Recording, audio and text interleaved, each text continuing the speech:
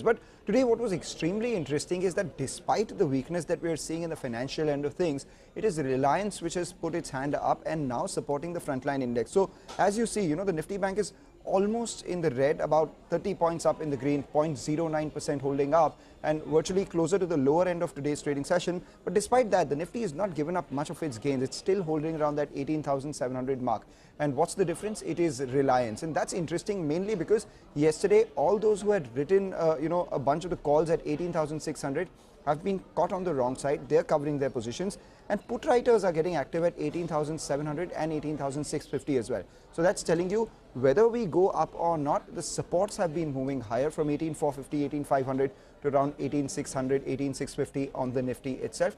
And that's a big positive. Now on the way up, the only thing we'll have to look for is the previous week's high of 18,777 before we can go about the all-time highs. But no problems for the mid-cap end of things. We have the mid-cap index at a fresh record high as well. Absolutely. Things are looking pretty, up and up there. Well, how should you position yourself in the last hour? Mitesh is with us with closing strategies. Mitesh, hi. Good afternoon. On the index, if there's anything you'd want to trade, or the bank's index, or should we go straight to stocks? No, Prashant. We actually did take a trade on the Nifty. I spoke about it in the morning. Beyond 18,650, I think, we suggested that the Nifty could possibly head towards 18,775. So a long trade is already in place with 18,600 as the stop loss, which now can be trailed to about 18,630, which is the open level. So just, it's not a market which is still showing signs of expansion. So you will be slightly nimble in executing your trades. But broadly, I think, given the fact that we've kind of crossed the midway pivot of 18,650, there's a chance that we might hit the upper end of the range, which is closer to about 18,775, 18,800. So on the index, maintain our positions. On the stock side, Chola Finance is a buy. Keep the stop at about levels of 1,075. And here look at targets of roughly about 1155, 1160 on the upside. And Cummins is a buy as well with the stop at 1814 for targets of 1880. Okay, all right. Thanks a lot for that, Mitesh. By the way, just pull up Macrotech Developers. The stock as it is was higher, but I think in the last few minutes, Macrotech Developers, that's Lodha, that's moved up closer to around 8%. Just take a look at it. Big move is what we're seeing on that one. Highlight a few more names. Khadim India, that's another stock that suddenly moved up in the last few minutes. And Liberty Shoes as well. I'm not sure whether there is some news coming in on the shoe space or the footwear space, but both those two stocks, Liberty Shoes has moved up. You have Khadim India as well that's moved up. And Bodal Chemicals as well. That's another one that's up close to around 17%. So some of these stocks as it is were doing well, but they're building on the gains as we speak. Well, the mid-cap index on the whole has hit a record high with a whole host of stocks contributing to that big rally. In fact, Citi today has made several changes to its mid-cap portfolio. Vivek joins us to help us out with what are the changes they've made. Vivek? Well, that's right. Today Citi's come out with a very interesting note and well-timed. Today the mid-cap index, small-cap index are at fresh record highs. So what they're saying is that the outperformance that the mid-cap index has seen, they're attributing it to two main factors. Number one, very strong FII flows, on a quarter-to-date basis, and very strong sustenance of flows into mutual funds, which they believe is going ahead and buying the small and mid-cap space. So now, going forward, what they believe is that if there is a sustained bull rally that we continue to see in equities, and if inflows continue into institutional DIs as well as mutual funds, they believe there could be further outperformance even from here on in the mid-cap space. However, one factor that they point out is earnings growth, which currently is lagging large-cap peers. They believe that could be the key as far as sustaining the bull rally is concerned. Remember, on a valuation basis, valuation premiums, both price to earnings as well as price to book, is something that is well above what the long-term averages are. Which are the 11 mid-cap stocks that they like at this point of time? There are some fresh additions to the list that they have. So the stocks that they've added today are ACC, Apollo Tyres, Carborundum Universal, Delivery, Mahindra and Mahindra Financial Services, PB Fintech, Soba as well as Sona BLW Precisions. Some stocks they have retained from the earlier list that they have, which is Devyani International, Gateway District Parks, as well as Mahanagar Gas. And stocks that they have replaced or booked profits in are Ashok Leyland, Crompton Consumer, Federal Bank, IGL, as well as Phoenix Mills. All right. Thanks very much, Vivek, for that interesting note there. Mitesh is still with us. Mitesh, I just want to kind of revisit what you put out in the morning since we're talking about mid-caps. You had highlighted a chart, right? The Nifty Mid-Cap 50 index chart. What is it telling you? If you can, I will pull that up for you, but just talk to us. So I think, Prashant, the Nifty midcap chart, no, I think if you look at the recent price movement over there, there was a gap up which happened at the levels of 9,000. Now it was doing this range of about 9,000. And if you check the historical chart, you had a weekly closing of 89.36 on the on 14th of October 21 and an intra-week high of 9,002. Then you had a weekly closing of 8926 on 12th of November 21 and with an intra-week high of 9067. A weekly closing of 8994 on the 2nd of February 22. And next week also we had a high of 9,042 and a closing of 8840. So this level of 9,000 wasn't getting crossed, which was eventually done in the first week of May. And on the downside, you had seen on multiple occasions, the Nifty Midcap Index takes up around 7180, 7150 marks. So it was about 1900 point kind of a range. And now that's been broken on the upside. So you add 9,000 plus 1900, which is the range value. You get rough targets of around 10,900 to about 11,000. And if you extend it by 1.61 times the golden ratio, you get a possible target of 12,200. So very bullish pattern. The indicator setup is very good over here. I think it will be the midcap index, which will clearly outperform the Nifty, and therefore trading should be slightly more biased towards the midcap stocks as well. Okay, got that. That's worth keeping in mind, Mitesh. In fact, just for the benefit of our viewers, let me quickly remind viewers about some of the midcaps that Mitesh has spoken about. The charts will just come up for you on the screen, and these are the stocks. AU Small Finance Bank. That's one of the stocks where he's seen that breakout. The other one is Prestige Estates. There is also Tata Communications, where we are seeing a very solid price action today. And the final one is Astral. So some interesting mid-cap picks coming in from Mitesh. Well, from technicals, let's move to fundamentals. Deepan Mehta of Elixir Equities joins in. Deepan, hi, good afternoon. Great to have you on as always. You know, everybody's just trying to wrap their heads around this mega mid-cap rally because, stocks are just flying. And how I'm seeing some of those shoemakers like Liberty get back at it. I think it was earlier in March when we had this absolutely insane shoe rally for a couple of days, and Liberty is back on the screens today. There's Lodha and so many others. Any new names, any interesting names that you've kind of added in the last couple of weeks or are thinking of adding to the portfolio? Yeah, Subhi, thank you. Thank you for inviting me to your show. You know, now you're asking questions which require a very solid disclosure, and that the disclosure is that we and our clients have invested in it. So I've been very positive on the capital goods sector. We've seen the way stocks like Siemens, ABB, Thermax have rallied. But there are two stocks which come to mind, which are really specialist type of capital goods manufacturing companies. And they have thrived even when the rest of the industry was going through a lot of stress. The first name, of course, is Praj Industries. It's been our favorite for a long time. And it's a great play on India's ethanol opportunity. Recently, they've tied up with Indian Oil to even offer biofuel for aviation. And if that works out, then it's going to be a further opportunity opening for the company. They got great export potential as well. The second company which comes to mind and which has already rallied significantly and is trading at all-time highs is VA Tech Wabag.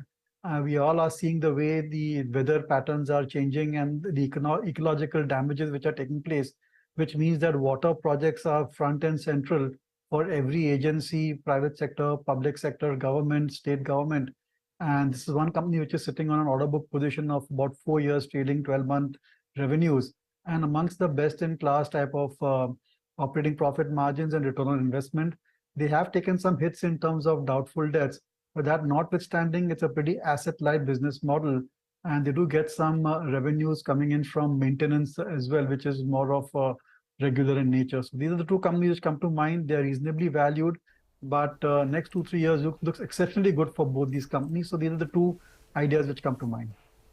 Okay, fair enough. And you've already put out the disclosure there that Deepan and his clients could have investments in these companies. But some ideas that Deepan is working with for the time being. We'll take a break on that note, come back on the other side. Ritu Arora of Allianz Investment Management will also join in the conversation.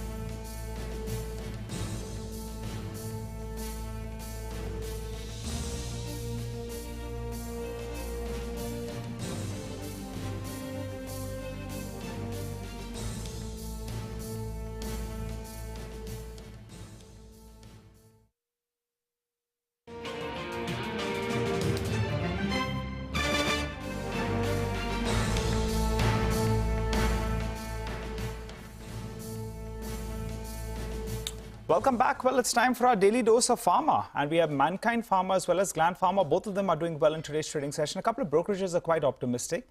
Ekta joins us to run us through both those notes. Ekta. Thanks. I'll start with Mankind. JP Morgan has initiated coverage on Mankind Pharma with an overweight and a target price of 17.30. According to them, they are one of the fastest growing domestic pharma companies, consistently outperform the industry, will continue to gain market share driven by factors such as a strong product portfolio, large distribution network, ability to build brands. Over FY23 to FY26, they have seen a revenue CAGR, or they expect a revenue CAGR of 15% and earnings of 22%. Bernstein has written on Gland Pharma. They have an outperform rating with a target price of 1,702 rupees. According to them, for market share for top 10 of their molecules are seeing some amount of recovery from a trough.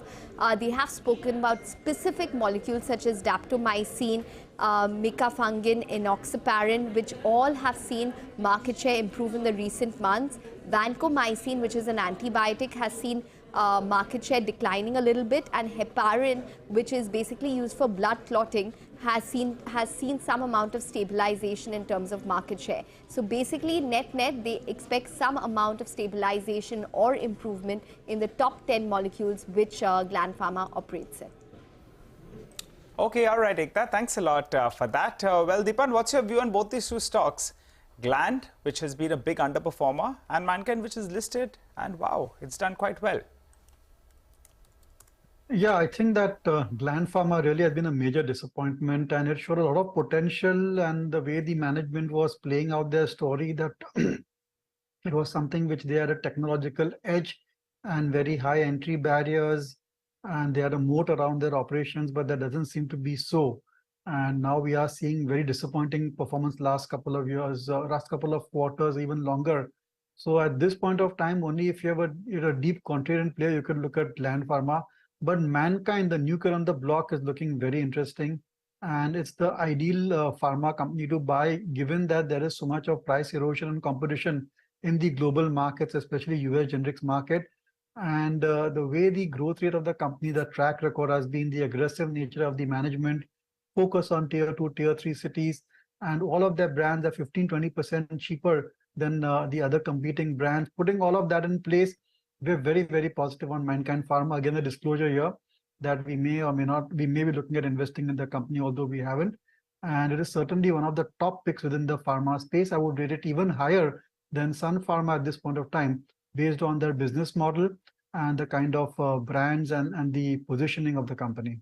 All right, Deepan, I won't ask you whether your investments are related to, the ease of pronunciation of the products that companies make, because on Gland Pharma, I was just reading Ekta's note, and she's written daptomycin, micafungin, enoxaparin, and vancomycin, along with heparin. So cannot pronounce all of them, but what's easier to pronounce She can pronounce it well, we can't pronounce it also. Yeah, but what's easier to pronounce, however, is Pizza Hut. You're talking about Dunkin', you're talking about all these things, you're talking about Lodha Builders for that matter. Devyani International, Vivek just told us that there would be some funds coming in on account of some inclusion in indices. Devyani International is up around 10% right now as we speak. Following it is Macrotech, the Lodha Builders that are up around 8% out there as well. So in the QSR real estate space, what are your picks here? See, I think Devyani has performed significantly better than its peer group, but all of these companies, I think, are in an interesting space. And I think last quarter, March quarter results are slightly disappointing because of some consumer demand being subdued. But look, these companies have a great long-term trajectory of growth. They are hardly scratched the surface when it comes to going deeper into the distribution, tier 2, tier 3, and there's considerable scope to increase their network as well. And there's a shift towards these kind of QSR restaurants because of hygiene, because of taste changing, because of social media. So I think these companies, if you hold them for 3, 5, even longer, I would think that they could be huge corporations as they are elsewhere in China and in US, and add a lot of value to shareholders as well as to their consumers as well. So very positive on these companies, of course, but for good quality, you have to pay a higher P multiple, and that perhaps is the only compromise you're making at this point of time. All right, Deepan, thanks very much for that. That's a big move on Devyani, and good discussion on stocks as always, Deepan, and have a good day. We'll talk to you again soon. You know, we've got the market, which is back up in 3 digits, 100 plus points. 18,705 is where the index is now at. Ritu Arora is Chief Executive Officer and Chief Investment Officer at Allianz Investment Management. Ritu, good afternoon. Great to have you with us here. Prashant this side. You know, I was reading your views from, one of the earlier interviews that you had given. And you, at that point, this is about a month ago, were sounding a little skeptical about valuations here. You basically were finding valuations in India a little too rich as compared to, markets in the region. Where are things at now? If anything, I mean, markets have come up a little bit more, especially mid caps and small caps.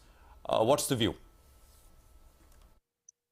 To put it in right perspective, first of all, thank you so much. And to put my view on markets in perspective, I think markets are positioned at a point where one cannot call them cheap. Indian markets do not reflect the growth erosion we see elsewhere. The fact that interest rates are heading towards a pause, but there's no pivot yet. And corporate earnings in India also see some kind of moderation. Hence, markets are poised at a level that I believe more than reflect the fundamentals at this point in time. But there are pockets, there are entry opportunities, there are sectors that do offer opportunities for investment. Overall, Allianz and we remain extremely bullish on India. We believe it's a sweet spot, a bright spot, and so strategically very committed to India.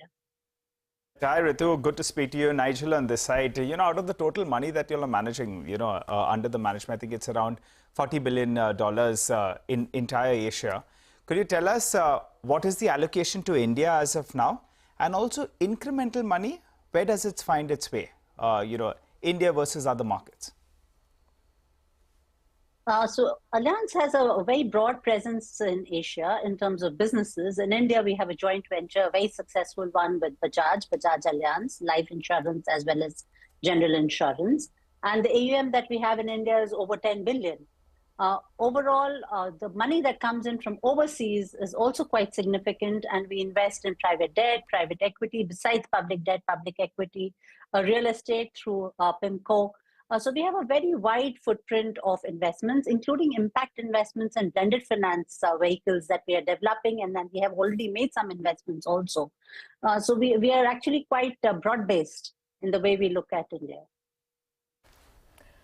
Ritu, hi. I believe that, in terms of the global mandate, and that applies to the market here in India as well, the go green part of it, or sustainability, that seems to be a big focus for Allianz when you're looking at managing money.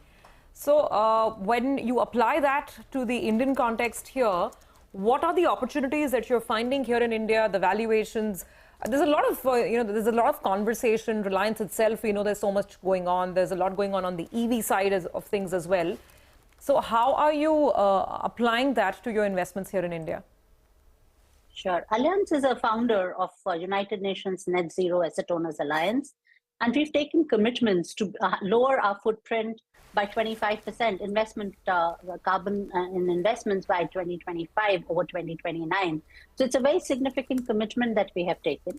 So this we handle approach in two ways. One is, of course, deselecting and reducing exposures to those companies and businesses which are not so sustainable.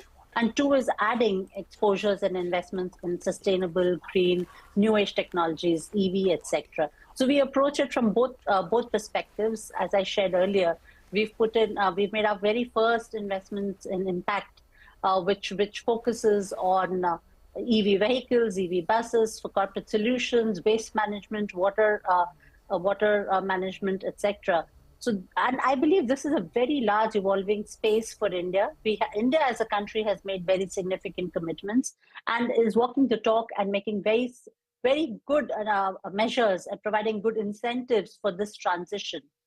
This transition is an expensive transition, and public capital has to be supported and partnered with by private capital like ours. And hence, there are a lot of opportunities that are now developing for investments. You've named a few, but there are many more. All right, we'd like you to tell us about the many more, Ritu. Also, while giving us a sense of how would you approach it, because it's relatively easier to distinguish between the good and the bad. What's difficult is distinguishing between good and better. Say, for instance, there is a company that is likely to grow at about 8%, but has a 7 out of 10 on the ESG parameter, whereas there is a company which is growing just about 5%, but has a 9 out of 10, on the ESG score. How do you approach that, and what then takes precedence? Just wanted to understand that thought process and the other areas that you're talking about in terms of opportunities. The choices are usually not as difficult as you made it out to be, because we have realized and noticed and are very committed and understand that companies that are sustainable and transitioning to the right way of doing businesses are also more profitable.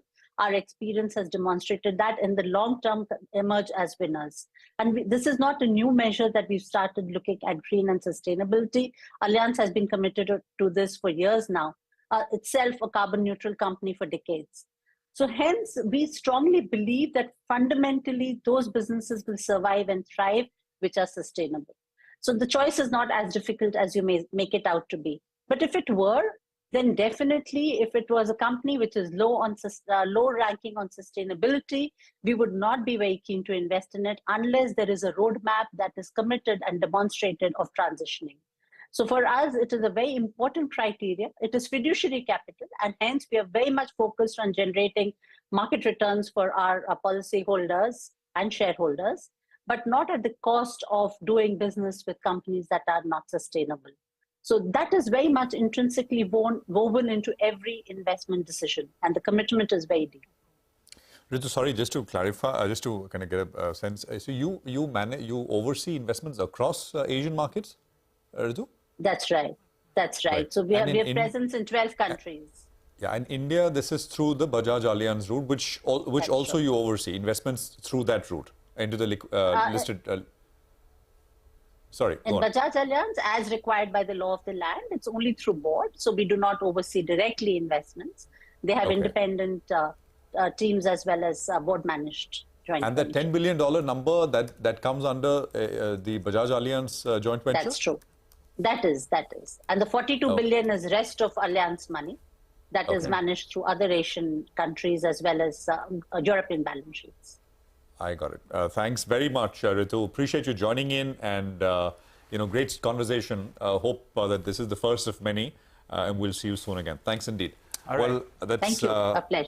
Ritu with Allianz giving some perspective. Yeah, I just wanted to point out a couple of stocks actually that are big moves, Prashant. KPIT Technologies, I don't know what's happened now. There's been a big winner. Remember, the stock has been moving just one way.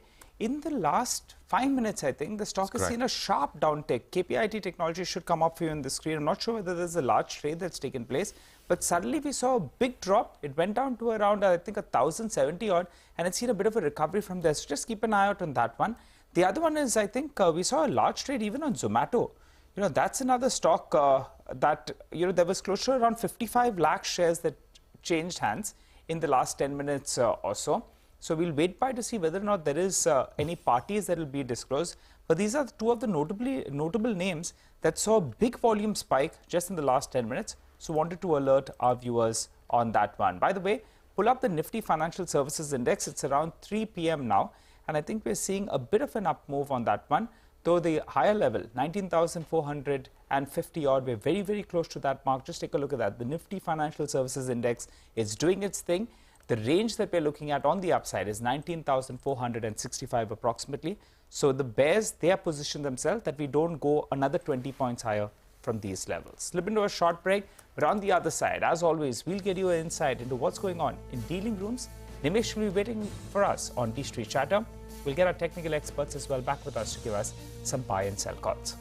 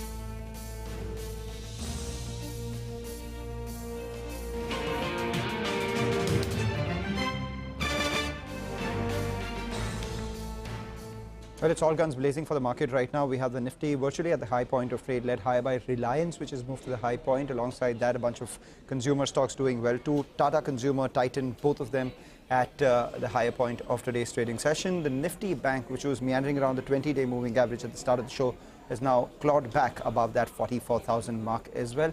A bunch of that perhaps may have to do with the financial index and financial services expiry. But as always, we have Nimesh with us here in the newsroom. Nimesh, yesterday and today, the biggest difference is that yesterday we saw the dips being bought into, but the rallies were being sold into. Today, the rally has sustained. It's 18,700 on the Nifty. So, Mangalam, if you look compared to yesterday, the big difference from yesterday to today is yesterday was all about mid caps and small caps. Yep. That's been the trend for the last many days. But today is a clearly day of large caps. It's largely a large cap driven rally, and that is backed by a very large FI buying. In fact, I understand there's going to, a leading sovereign fund is looking to increase the India weight, and hence there is a basket buying at the leading FI desk across the large cap stocks. So that's the reason why we're seeing 100-point moves on the Nifty. In fact, if you look at today's move, there is not a single sector which is dominating the moves today. It's all over the place, and a lot of individual stocks are doing good. So that's a big trend, and that's largely because of the large FI buying at the leading FI desk. A word on the mid-cap index. Well, the mid-cap index is at 1% at a record highs, but today the feedback is very small profit booking as well. So not every stock in the mid-cap is doing good today. In fact, a lot of the recent big movers are seeing a bit of profit booking as well. So don't just go away by the index level. Beneath that, there is some bit of profit booking as well. So just a word of caution. But the big difference is today's rally is largely backed by very large FI buying. And I understand, so as I said earlier, a sovereign fund is looking to increase the India weight. So that's a very good news. Maybe you'll see all-time highs very soon. But today's move is largely large cap driven. All right, and that'll be good as well, because the last 2 days we've seen the FIs sell in our cash market, so them returning again would be good news. But individual stocks, what do you have on that little list of yours? Well, it's a long list today. I mean, I've just picked up 4 stocks, but there was a lot of buzz and a lot of chatter among many stocks in today's trade. But the first stock on my list today is Capacite Infra. That stock off late is back on investors' radar. They raised money as well from some large investors. Today there was a large block, nearly 4.5% equity has changed hands. I believe a private equity investor was the seller, and a couple of large FIs were buyers in today's block. So disclosures could be important as far as Capacite Infra is concerned. So that's the first one. The second stock is Pidilite. After a long time, some bit of action is back on that stock as well. Large amount of buying interest from larger FIs. In fact, the company is meeting some large funds as well today, and there is a lot of interest from larger FIs. That's the reason why that stock is buzzing in trade. The third stock is AB Fashion. After a long time, some bit of up move in that stock as well. I believe the key reason could be the fact that there was a domestic PMS who was a seller. Looks like that selling seems to be out of the way, and hence that stock has reacted on the positive side. And the last stock is Minda Corp. Even in Minda Corp, the feedback is one of the domestic PMS was a seller. But again, that's a clean out trade, and a leading domestic mutual fund has bought into today's block. So that's the reason why Minda Corp should be in focus as well. All right, interesting list as always, and good to get that, Nimesh. Nimesh, in fact, earlier we were talking about how there are some personnel changes, on the fund management side expected at Motilal Oswal, PMS. Yes. Let's just talk about, what kind of holdings they have, and how does that look, that portfolio look? Sure, Prashant. So as you rightly pointed out, there's going to be some changes for sure at the top level within the investment team at Moti PMS, and that's been talked about as well for the last couple of days. In fact, a couple of the chatter points which I spoke about were also alluded to the fact that some of the domestic PMS, which includes Moti as well, were large sellers in some of the stocks. So I just looked at the PMS, the 3 schemes, and the top holdings of these 3 schemes. So they manage the money across 3 schemes, which is Motilal Oswal Value Strategy, Motilal Oswal Next $1 Trillion Opportunity, and the Motilal Oswal India Opportunity Portfolio. These are the 3 schemes of mutual funds now through PMSs. Now, the first theme, which is the Motilal Oswal Value Strategy, that is managed by Vaibhav Agarwal. The top holding includes the names like IndusInd Bank, Zomato, Chola Investment, Global Healthcare, IDFC First Bank, AU Small Finance Bank, Axis Bank. So good amount of bank exposure, Religare, BEL, and MedPlus. These are the top 10 holdings in that particular scheme. If you look at the Motilal Oswal Next $1 Trillion Opportunity, this is the scheme where you're going to see a change of management, a change of investment manager as well. Currently is managed by Manish Sontela. He's on his way out. The top holding there includes names like ICICI Bank, L&T Technologies, Kotak Mahindra Bank, ITC, Eicher Motors, SBI, Page Industries, Max Health, the names like Tech Mahindra and Bosch as well. And the last scheme is Motilal Oswal India Opportunities Portfolio. Even this is managed by Manish Sontela, and he's going to, and there's going to be a change in the management as well. That fund, if you look at the top holdings, IDFC First Bank tops the list, KPIT Technologies is one of the top holdings there. And after that, hitting an all-time high today, the stock is down 4% as well. TVS Motor is one stock. Global Healthcare, they own Paytm as well in a big way. Angel One is one stock that they own very, very aggressively. CDSL, APL, Apollo Tubes are the few mid-cap names as well. So, as I said, at least in the two schemes, there's going to be a change in terms of investment management. And that's the reason why some of those blocks are happening, wherein Moti PMS is a seller and there has been a churn as well within the portfolio. Got that. Thanks a lot for that, Nimesh.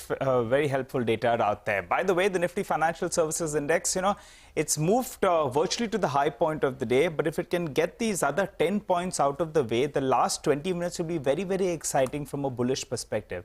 Nifty Financial Services Index, it just needs to move, get past that maybe 19,465 odd and hold above those levels, positioning was such that we won't see that move. But that's clearly been the surprise element. And let's see whether or not we can end on the high. Now we move above those levels. So very, very important mark. We have got that 3 p.m. move and it's in the northward direction. Let's go across to Mitesh Thakkar. He's joining in to give us some buy or sell calls. Mitesh? Yeah. So I have two BDST ideas, Nigel. DLF is closing towards the day's high. It's managing to get past the earlier swing highs of 497, 498. So keep a stop below 497.5 and a target of 512 for tomorrow can be looked at. And the other one which I like is Dabur. That's a BTST with a stop at about 556.5 for targets of 570. There, Mitesh, with the rural recovery expected and the stock not having done well, it would be interesting to see whether they go ahead and increase their penetration into the rural markets, and that would reflect in their numbers too. But let's move on to the big story of the day. SEBI has barred Zee promoters Subhash Chandra and Puneet Goenka from holding any key position in listed entities. Surabhi Sutaria is standing by at the big wall to explain all the developments out there and what it means for the company going forward. Surabhi. There is a fresh setback for the Zee-Sony merger as SEBI bars Subhash Chandra and Puneet Goenka from holding any key managerial positions in any of the listed companies. Now, this is a major setback as Puneet Goenka is slated to be the CEO of the merged company. Now, what has happened has SEBI has found that SL promoters have siphoned off funds from Zee for their own benefits. And now, Subhash Chandra and Puneet Goenka are allowed 21 days to file their reply to this SEBI order. SEBI has highlighted multiple instances of poor corporate governance issues. They traced multiple transactions showing misuse of resources to pay off promoter dues. The first one being where Subhash Chandra provided a letter of comfort to Yes Bank for a 200 crore rupee loan to SL Group Mobility. This letter assured a fixed deposit of 200 crore from a group entity including Zee. On the basis of this, Yes Bank adjusted the 200 crore rupee FD of Zee against any such dues. But a large part of these funds originated from Zee itself or any other listed companies. Now let's look at a flowchart of one such circular transaction. Now Zee gave close to 8 crore rupees to Living Entertainment, which then moved to Khoobsurat Infra, which then moved to Spirit Infra Power. Similarly, another 9 crores moved from Zee Entertainment to SL Business Excellence to Spirit Infra Power. Now, a total of 17 crores has moved from Spirit Infra Power to Pan India Infra to SL Green Mobility back to Zee Entertainment. It can be seen that the Zee money received from the SL Group company had originated from the bank accounts of Zee itself. In another instance, SEBI flagged fund siphoning in SL Group's Shirpur Gold Refinery, where Shirpur Gold Refinery promoter group company diverted assets worth 400 crore rupees from 2019 to 2021. Based on this, exchanges BSE and NSE were asked to review their consent to the Zee-Sony merger. Now, what's next for Zee? The company is reviewing the order, and CNBC TV18 learns from sources that Subhash Chandra and Puneet Goenka have moved to SAT against the SEBI order, and the plea will be heard on June 15th. And finally, NCLT hearing is on June 16th, which will take note of all these latest developments. All right, Surabhi, thank you very much indeed. Some very complex transactions there and some red flags that have been highlighted by SEBI. The story has moved forward already because Mr. Subhash Chandra and Puneet Goenka, they've already moved SAT, the Securities and Appellate Tribunal, against that SEBI order. So we'll keep tracking the developments there for you. But for the time being, back to the market, which continues to be in the thick of green. Jay Bala of Cash the Chaos is joining in. Jay, thanks for joining in. I think, last couple of weeks, the people here in India, at least, traders have learned to look beyond the index and they're busy making money in individual stocks. But you tell us, at the Nifty level, I mean, it's been tantalizing, right? 18,777. Today as well, we're back above 18,700. But what do you see lying ahead? Do you see any sort of an index action, a breakout at all? Thanks for having me on the social. A couple of weeks back, I have been reiterating that the markets needs to make one more higher high above 18,662, and that happened to be 18,777. And so far, the high has been lower than the all-time high of 18,887. So that's still not giving any decisive direction to the market in the short term. But so assume that in the absence of any breakdown, the market is still trying to push up. So if the market were to stay above 18,464, I think it's still trying to push up to further highs. But if 18,464 were to break down on the Nifty, I think that will be along with the Bank Nifty breaking below 43,300. That will put the bulls out of control. They'll be losing control and they will have lost steam. But as long as 18,464 is protected, assume that market is continuing to trend up. 18,464, that's a low that was made on the 1st of June. There was a turnaround and the market started moving higher. Jay, overall, how is the picture looking? I mean, in US as well, things have looked up. So just before we zoom back to individual stocks and sectors here, just a bigger picture view as well. Yeah, sure. We'll cover quickly both the Nifty and the US markets. The US markets, as I pointed out last time, the sentiment is extremely bullish, and so that's contrary and bearish. So, and it's got a little more bullish too. So, it's all going into the key Fed meeting. This is not an okay sign for the bulls, but as long as the markets aren't breaking down supports, the trend is still up. When it comes to the Nifty, if it were to break out above 18,887, there are two possible scenarios. Either the higher high will be doing similar to what 18,887 did to 18,604, and basically it will be a trap. And the other alternative is the market continues to trend higher, say somewhere close to October 2023 to March 2024 in a choppy fashion, going say somewhere close to 19,500 back to 18,600 and back to record highs at 2,500. We'll deliberate on that if the markets cross 18,887. So basically, the VIX in India has also clocked fresh record low. But given that it was the VIX's formula is such that it's calculating something 30 days out and not taking into account the weekly options and the futures, we might want to wait and see what the VIX is actually doing. Okay, all right. Just hold on to that thought. The Nifty Financial Services Index is making that move. It's at the high point of the day yet again. And it's a perfect expiry that's playing out, because there was writing that we saw till around 2 p.m. odd. And suddenly now the call writers, they'll be running for cover, because we're going to, the last stick, in fact, is the highest point we've seen all through the trading session. Big up move. And that's what's helped, because there's some overlap between the Nifty Financial Services as well as the Nifty Bank. The Nifty Bank as well, a relative underperformer today, but that as well has taken a bit of a leg up. Well, Jay, let's squeeze in one more call. I wanted your view on crude. We are quite happy that crude prices have corrected from around $77, $78 or to around $73. I think you believe there's going to be one more bounce before we move down. Tell us more. Yeah, that's right. The crude has been trending down and it's firmly down. But in the short term, we could see a volatile bump up somewhere close to 78, if not 82, and then resume its decline. Basically, the medium-term trend for Brent is down. It needs. I don't think it's completing its move from the all-time highs until it touches somewhere close to mid 55s. So basically, it's not easily tradable in the short term. Wait for either a bump up closer to 78, 82 resistance before we can put on a trade. 5 on NYMEX, you said, right, Jay, if I heard that correctly? Repeat that, please. You said mid 55 or 55 thereabouts for NYMEX. So, I just had a question. Looking at this kind of a secular decline in crude, I mean, Brent has lost 40% from the peaks we saw last year. What do charts say? Is there any correlation? I mean, for crude to be breaking down in such a dramatic fashion, either there is a huge amount of supply that's hitting the market or there's a demand concern.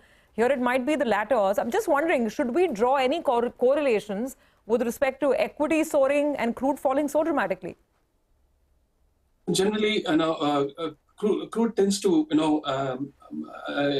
rally and fall along with equities. But the last few months it's been diverging and going back to what it was doing in the 70s. Maybe it's a stagflationary signal. I don't know. But at the moment it is still trending down and it could even go to mid 40s. But that's something out for the end of the year. So maybe it's either that the equities are going to catch up with Brent and come back to the existing correlations for the last 23, 25 years, or it's doing something divergent than what it's been doing normally.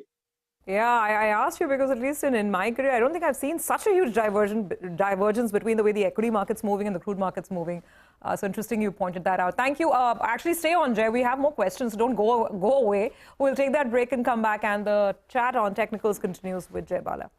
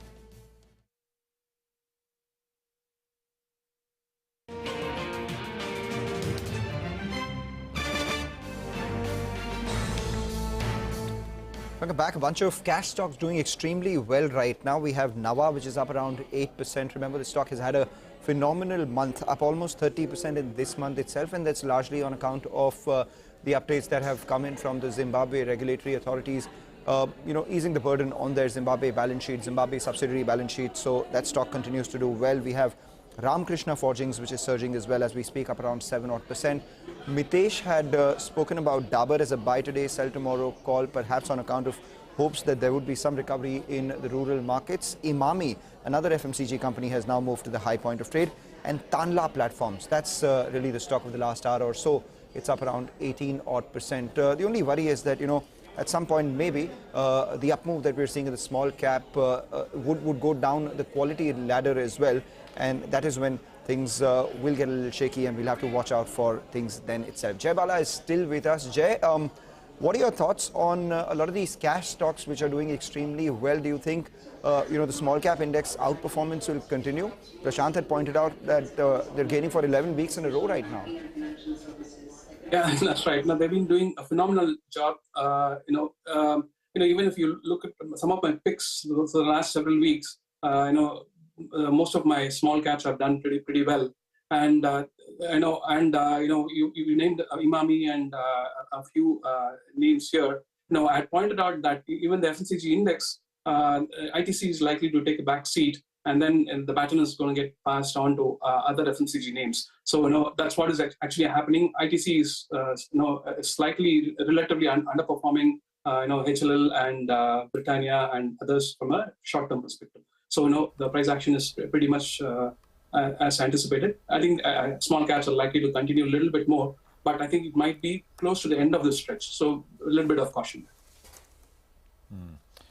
Got that.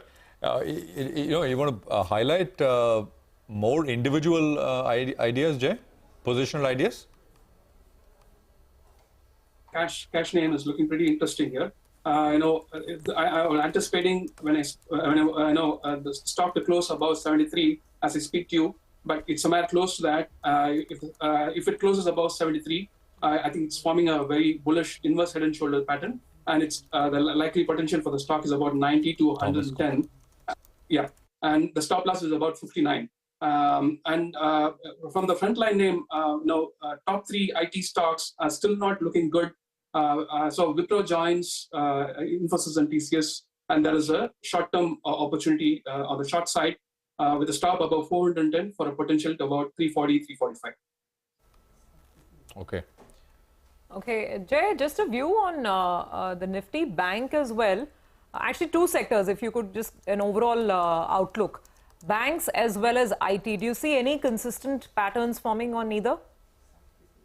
See, IT is the laggard here, and even with this recent bump up from April, the frontline names aren't doing okay. So there are multiple resistance between 30,300 and where the IT index is now. As long as 27,700 is protected for IT, I think it's okay. But the price action is not encouraging. When it comes to banks, watch the 10-year yields on the Indian bonds. If it were to close about 7.04 and 7.05, 7.09, that will end the rally for the bond markets, which saw a good rally from March to now, and a close about 7.07 would be a signal that the bond rally is ending, and that might have an impact on the banking stocks. As long as 43,300 is protected, the banking stocks are still trending up. But it's coming mainly out of strength in Axis Bank, HDFC, SBI are slightly underperforming. So watch out for the key support levels that I've mentioned. Okay, Jay, we'll leave it there. It's a pleasure. Thank you very much for joining us and running us through the view out there. So 121 points or so is what the Nifty will end up by, which is not a bad outcome at all. I mean, so from the opening prices, I think we are going to end about 80, 90 points on top of the opening level from where you opened in the morning. So that's, and of course, there was a bit of an acceleration which happened, as you can see, in the last, I think, last couple of minutes of trade, last 20 minutes or so of trade. So that's basically the price action. 240 onwards, I think we saw a bit of an acceleration. We were at about 18,691 and we will end up at about 18,720. As I said. Now, banks, of course, they were kind of middling about, doing nothing, but picked up pace, ends about 170 point higher, the Nifty Bank. That's about 1/3% higher. So 3 days in a row, is the Nifty Bank has basically taken support around a very similar kind of level, just around the 20-day moving average or so, but we'll end above it after closing just marginally under it. Midcap index at a new high and the small cap index gaining about 0.5, 0.6% once again today. Survey. Okay, well, if we talk about the constituents of the move on the large cap side, it was consumer stocks all the way. Consumer and actually some interesting large cap names like Reliance also lending support to the bulls. So Tata Consumer is your big leader on the Nifty today. Asian Paints, Titan and ITC from the consumer pack keep it good company. Cipla managed to climb up the charts towards the second half of the session. So Cipla along with Divi's, these are 2 pharma names that have had a pretty good session, between 1 to 2% up on these stocks. There were some of the metal names that were shining, not bad on Tata Steel, 1.5% up. JSW Steel up 1.25%. Hindalco managed to put on some gains as well. And from the financials, ICICI Bank, Bajaj Finance, Bajaj Finserv, Axis Bank, these were some of the financial names that had a pretty good session. Some profit taking on auto stocks today. Bajaj Auto, Tata Motors, etc. But I guess, Nigel, the real headlines in the story, as usual, in the mid-cap market. Well, and today it was the Nifty Financial Services Index that played out, and the last tick on the Nifty Financial Services Index is at the high point of the day. Beautiful move is what we saw. The majority of the session was quiet, but ended at the high point of the day. A few stocks to highlight. Tanla Platforms up 17%. Bodal Chemicals stock up more than 15%. Inox Wind Energy, not Inox Wind. That stock, in fact, up close to around 14%. You had Liberty Shoes as well that was flying away. And unusually high volumes on Bombay Burma as well. That stock as well was up close to around 10%. You know, you can easily highlight 20, 30 stocks that were up anything between, 10 to around 20%. It's that sort of a market, not Inox Wind. That didn't take the merger ratio favorably. Inox Wind Energy, that's the other one that will be merged with Inox Wind, which was up close to around 40%. And if you want a small